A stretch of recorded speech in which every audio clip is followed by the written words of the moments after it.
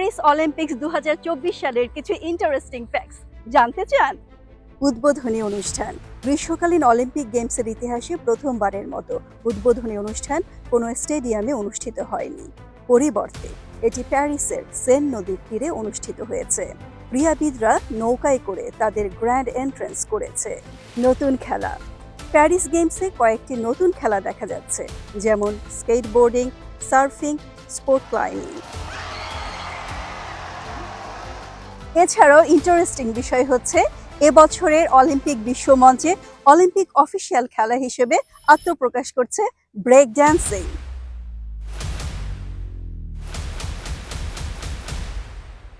নবায়নযোগ্য শক্তি। Paris 2024 এখনো পর্যন্ত সবচেয়ে সাস্টেইনেবল অলিম্পিক্স হওয়ার লক্ষ্য স্থির করেছে। আয়োজক কমিটি বিদ্যমান এবং অস্থায়ী স্থানগুলো ব্যবহার করছে। পাবলিক ট্রান্সপোর্টেশন এবং নবায়নযোগ্য শক্তির উৎসগুলোকে অন্তর্ভুক্ত করে কার্বন ফুটপ্রিন্ট হ্রাস করার চেষ্টা করছে। প্রযুক্তির ব্যবহার। ক্রীড়াবিদদের পারফরম্যান্স ইন্টারঅ্যাক্টিভ ভাবে জানার সুযোগ হচ্ছে।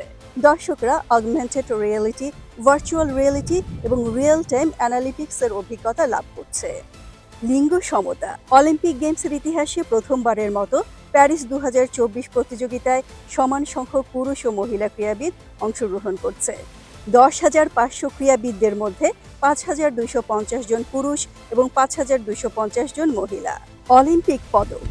অলিম্পিক পদক বিজয়ীরা প্যারিসের একটি টুকরো তাদের সাথে নিয়ে যাবে। প্রতিটি স্বর্ণ, রৌপ্য এবং ব্রোঞ্জ অলিম্পিক পদকের মধ্যে ষড়ভুজের আকারে আইফেল টাওয়ার সংস্কার করার সময় বেঁচে যাওয়া লোহা থেকে 18 গ্রাম লোহা অন্তর্ভুক্ত করা হয়েছে।